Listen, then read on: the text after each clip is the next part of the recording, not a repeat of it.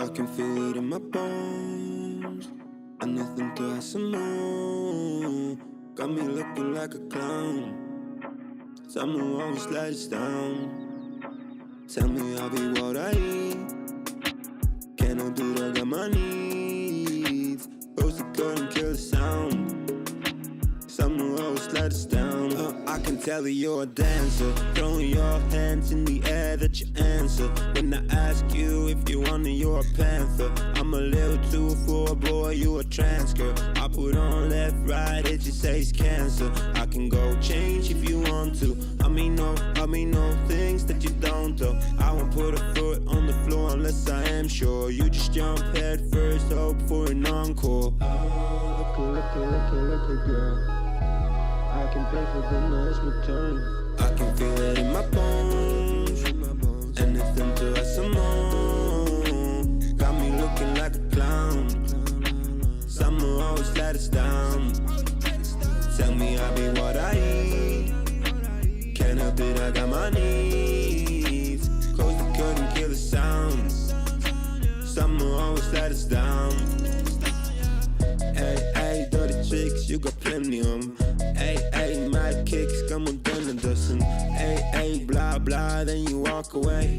And I turn to the pipes to forget your name. Like Lenny, I imagine that you like me.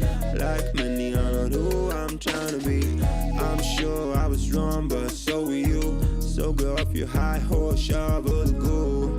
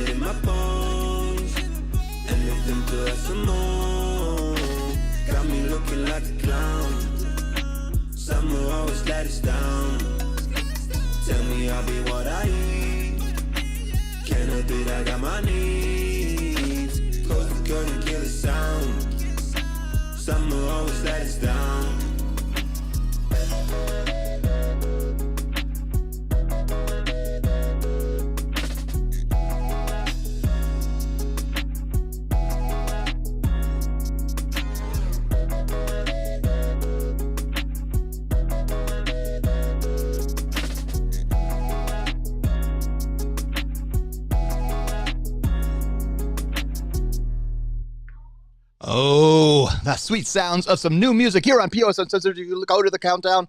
You may notice that was the first time I've switched up the music. That music is by somebody, I can't remember his name, but the song is called, I don't even remember because I can't see it over here. Oh, Summer Letdown. Summer Letdown right here on POS Uncensored, live on the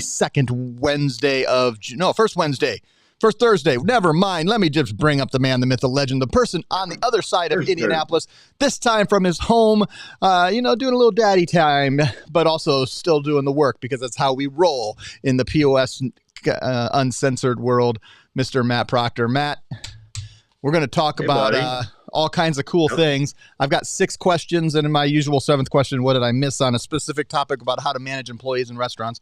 But I'm going to start with an off-topic question. Okay. Who's going to win? We got Celtics plus 6.5 against the Mavericks, 7-game series starting tonight. Unfortunately, our Pacers couldn't go all the way through. We're still proud of the boys. They did a great job. I think the 2 best teams have made it all the way to the end. For those of us who are watching POS Uncensored live in June of 2024, if you're watching this out in the future, you can tell us whether we're right or wrong. Celtics and Mavericks, and how many games is it going to go? Which way are you going? That's tough, buddy, because I've seen a lot of both these teams this year, more than in even some of my previous years of watching the NBA. So I've really been tuned in. I'm not sold on the Celtics. I'm just not. I mean, Luka and the boys are just so freaking strong. I think Celtics will take game 1. I think it'll be close. It will not be a blowout. I think it'll come down to 3 or 4 points. And I think ultimately Dallas wins in 6. All right, so I'm going to make 2 predictions so I can put my prophet hat on because I don't know. So if I'm forced to make one prediction, I'm going to say Mavericks in 7. but I want to watch game one. It's so much time in between. They haven't seen any of these guys play for over a week. It's like it's way too long. So we don't know who's gotten hot, who's gotten cold. Porzingis is coming back. All kinds of craziness going on, and this is not supposed to be a sports podcast, so I'm going to make this quick. If the Celtics win by 10 or more tonight, they win in 5. If the Mavericks keep it under 10, they win in 7. That's what I'm going with. All right. So tonight's the predictor game, in my opinion. We'll see if I'm right. We'll come back. I'd be surprised if any team won any of these games by more than 10.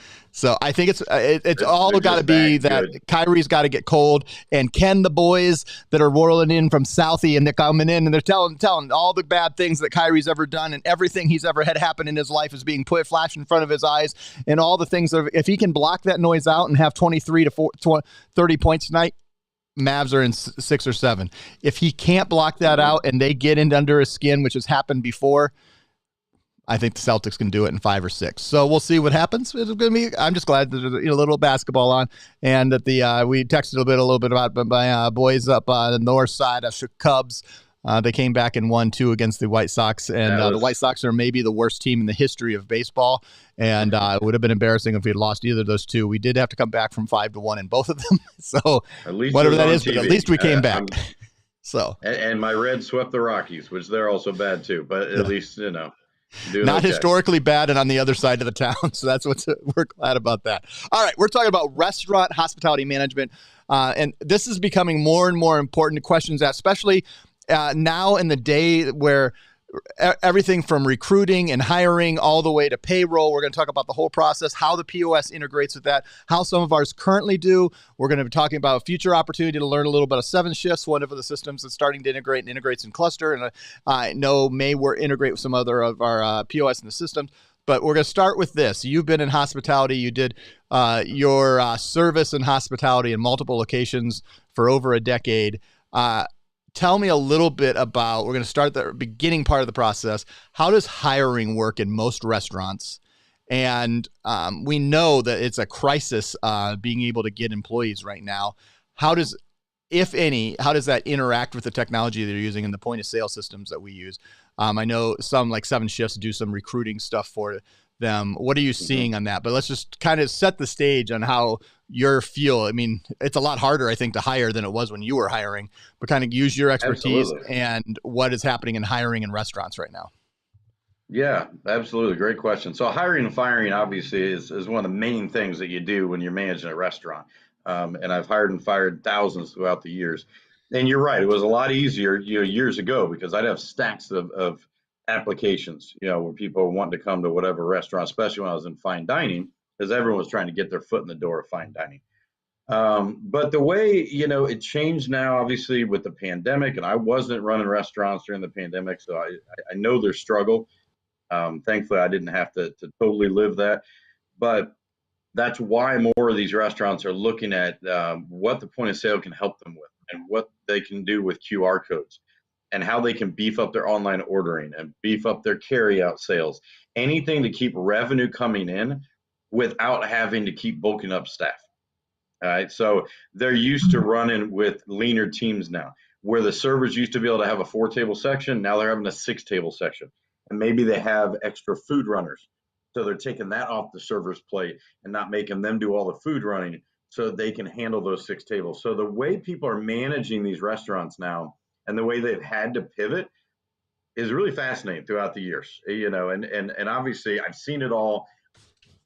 Excuse me. I understand it.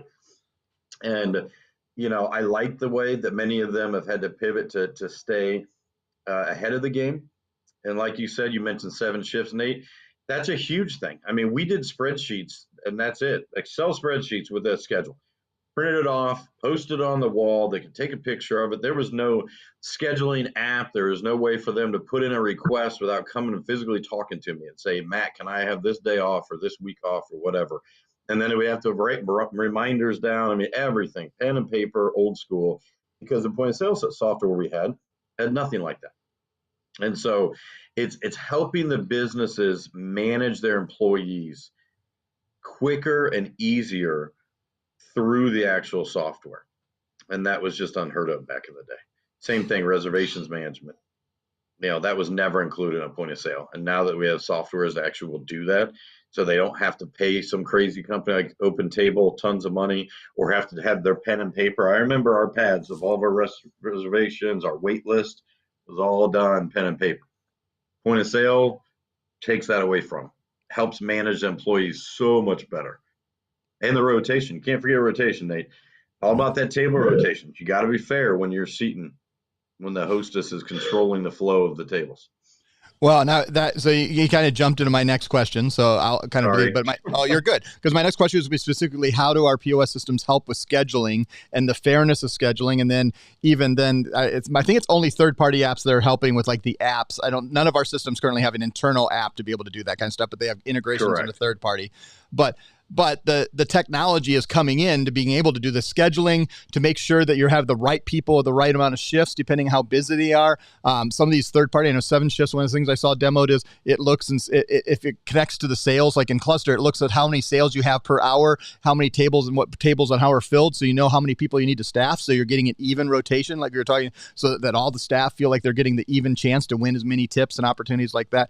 But what are some of the things that go through, like from when you were scheduling and now when the technology can happen? One of the things we can add in is say, hey, look, because think about all the time you used to spend, and probably you're in like when you're at Capital Grille, I'm assuming like there's probably the assistant manager that was going in and actually doing this. I don't know how all that works. So how did the scheduling used to work and still works, probably pen and paper and on the wall for a lot of places? And what is it working, and how is it working when you start using like softwares like 7 Shifts or some of our software where you can manage the scheduling from the POS and from the software connected to the POS?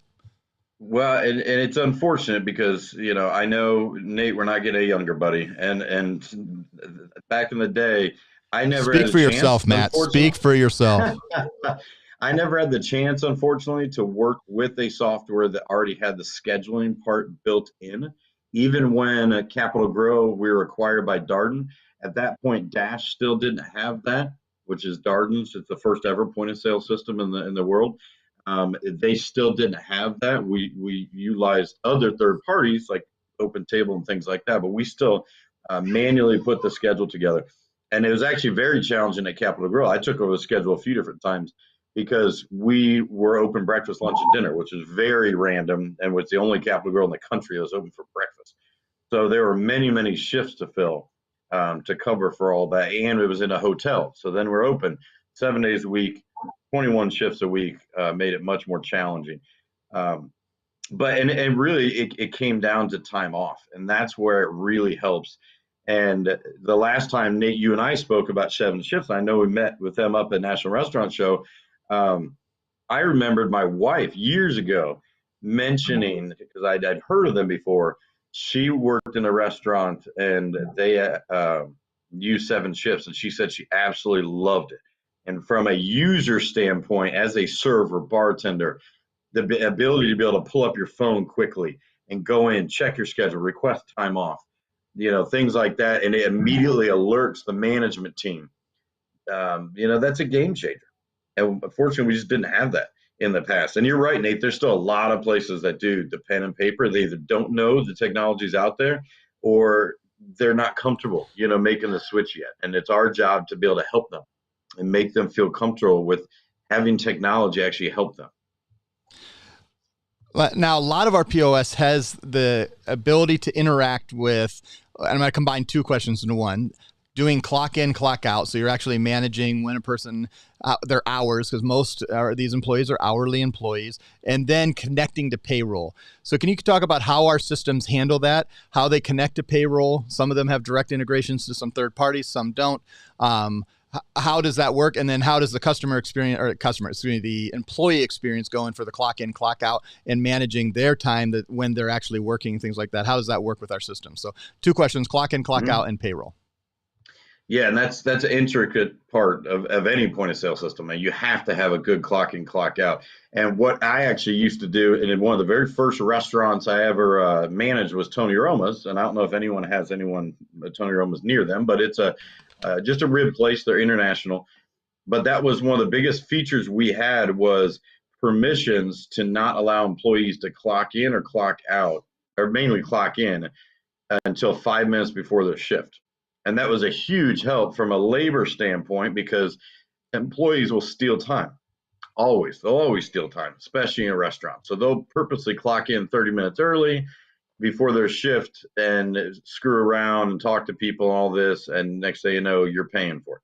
And they gain 8 more hours throughout the week by doing stuff like that. So managing that clock in, clock out is the first part, but then having that software that's actually going to pull it all up for you, pull up the taxes. I can pull up my payroll reporting and see every hour they've worked, what profit they brought in, all the what credit cards, what cash they brought. Some companies are paying on paychecks now, which blows my mind. I don't care for that, but some are still doing every day. They're giving that cash to the staff based on what their sales are. But knowing that they can track that is a very big part of this. And now most systems, almost all of them now natively, you can go in and pull off those payroll reports, download them in Excel or CSV, and then easily just send those off to a payroll company, whether it's ADP, Paychex, whoever. Some softwares are a little more advanced and you can schedule it. And that's a huge help too. So I know if I'm going in Sunday, I'm checking my payroll, I'm making sure everyone clocked in, clocked out correctly. Boom, Monday morning, 8 a.m., it can automatically send that email to my ADP rep. Okay, so that's another advantage of point of sale. And then, like you said, Nate, some of them have an automatic integration, which means that ADP or Paychex or whoever they're using can actually get remote and get into their system and be able to pull that data and be able to go ahead and then cut the checks out and know exactly what they sold. So either way, it's a game changer when you're talking to a mom and pop shop that's using a cash register, or you just set them up with a Pay Anywhere and now they've outgrown it. They need a full POS software. Clock in, clock out is a game changer. It's a must. So one of the questions I was thinking about, Matt, was a lot of our places are starting to go multi-location, and then their employees are probably working. And so in multi-location, do we have any softwares? Because I know this, I just saw a demo 7 Shifts, so it's become, because I just watched it 2 days ago. It's on top of my head, but so it's not the only thing out there. But one of the things they were talking about was the ability to say, you're going to work. A lot of times what happens on those places is each individual place is its own LLC. So it's a separate payroll, but they're connected to each other, and they're working 6 hours on a Tuesday night at location A and 4 hours on Wednesday night at location B, and, maybe in mixing up. Does any of our systems do anything like that? Being able to manage payroll? I obviously 7 Shifts does, so that's my promo for 7 Shifts with demo. But how does that manage? Because you used to have places where you had multiple locations, and they may, you have swing staff that are helping at multiple locations, and now more than ever, I think that. I don't know how many times I go to, especially when I'm traveling, I go to a bar and are you going to be here tomorrow night? No, I'm working at another location. I know we were sitting in Albany, and the bartender that I met for one drink and you had been there for a couple hours said she wasn't coming back till Thursday, but she was working at another location. I remember that. So that happens all the time. How do our systems handle that? Can they handle that? And what is your personal, like when they're asking, one of the things we're trying to do is help make people ask intelligent questions about processes. How does that handled in the restaurant business now? Yeah. We actually have 3 different systems that do that and do full enterprise and multi-location management with employees, and that would be Solido, which is an iPad system, Quick POS, and Mint POS. And it's funny you said, Nate, because that just popped in my head. I remember I was the general manager at an oyster bar and steakhouse, and was doing a huge event for Mother's Day, and I had to borrow staff from the location we had in Louisville. Just because I knew I wasn't going to have enough people for the 380 reservations or whatever I had, and it worked out with payroll, because we had Easy Dine back then, and Easy Dine had enterprising capability, so it was no big deal.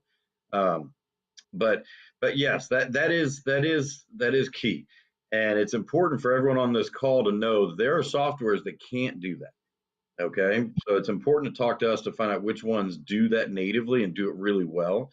And that's an important talking part. When we do the demos, we talk to your merchant about this. And me personally, I like to throw out a lot of scenarios for them, because they understand it better when you're tossing out these scenarios about events and staff working at multiple locations. And you'll see them nodding their head. And it's like, okay, that's good. That means you got them. You got them understanding, and it's closer to the sale. So that is an important part. And that's called enterprising software. Where you can manage multiple locations, have one log into the back office. I can set up one employee, and then I can tag them and assign them to different locations. And with our systems, you can even assign different permissions. at each location. So Nate Manahan is a manager at this location, but then he goes over and bartends at this other location. So when he goes over bartends, I don't want him to do comps and discounts and all that like he does as a manager. And that's a big part too. And you don't want him pouring the drinks because they're not going to be very good, but they're going to be expensive drinks every time. That's what's up. So, I can see you being a little heavy-handed on the pour. I have never worked at a bar before in my life, but I can imagine that I would probably never pull out the jigger and get the right ounces in any drink. Let's be honest. So then last question before my famous question, did I miss anything? When it comes to reporting for employees, what kind of reporting does our systems have? Obviously, we talked about payroll reporting. That's important. But are there other things about how it manages tips? Are there questions they should be asking when trying to help, are there other reporting aspects that come in to the POS that we're seeing used to help employee management?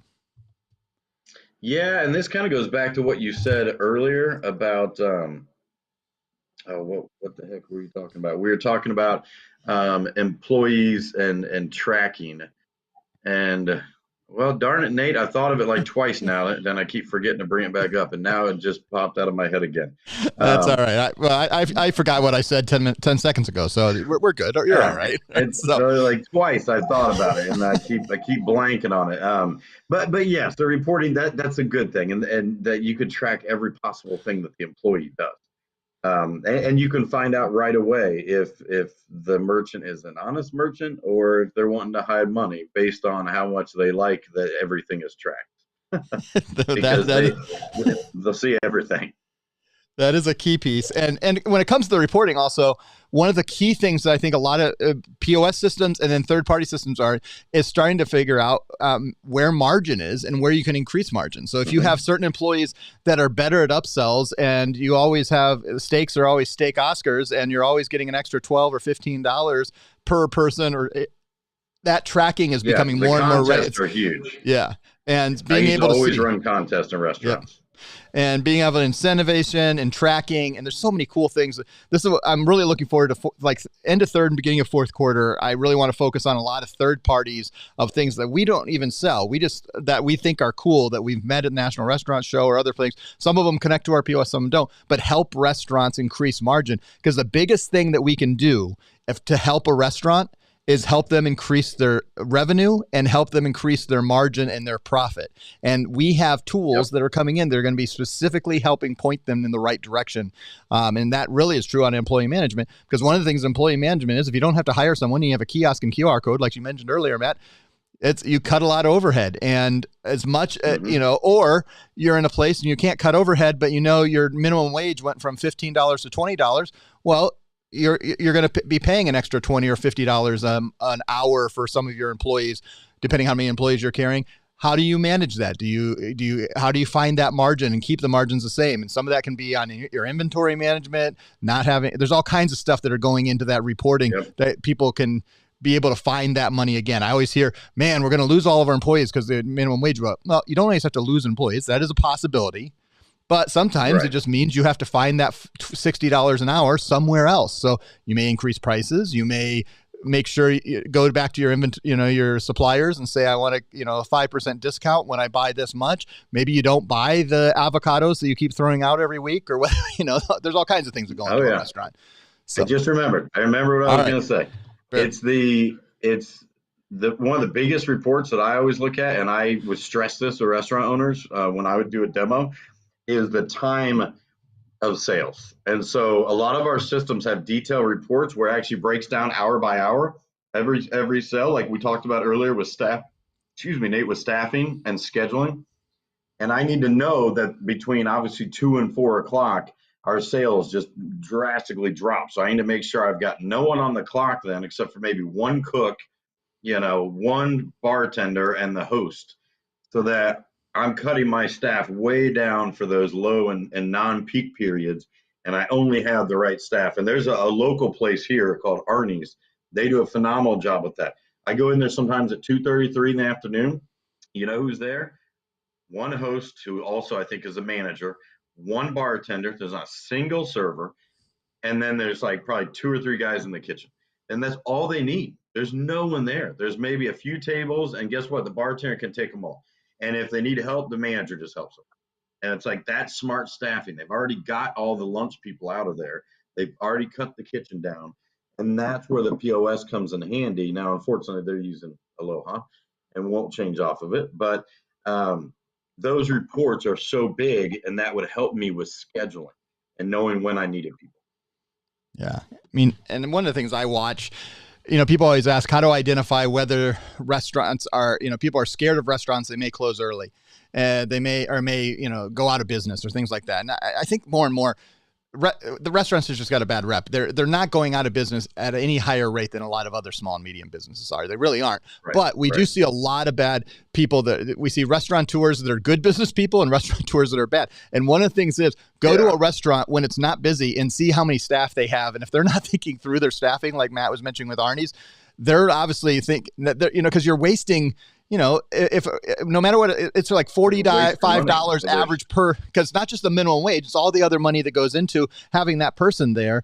And you're literally just burning money when you have people there doing nothing. Mm-hmm. And so good restaurateurs manage that very closely and know, hey, that, that we're going to make sure at our busiest hours, every person and every table is taken care of.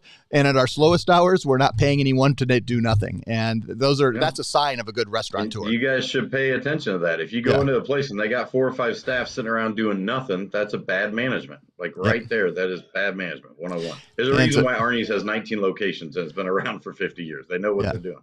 Yeah. So these are the type of topics that help you ask smart and wise questions as you're walking in and serving restaurants, and really businesses of all type, but restaurants, because employees are such a stress point right now. And since COVID, it's always been stressful to do the hiring, the firing, the scheduling, all that.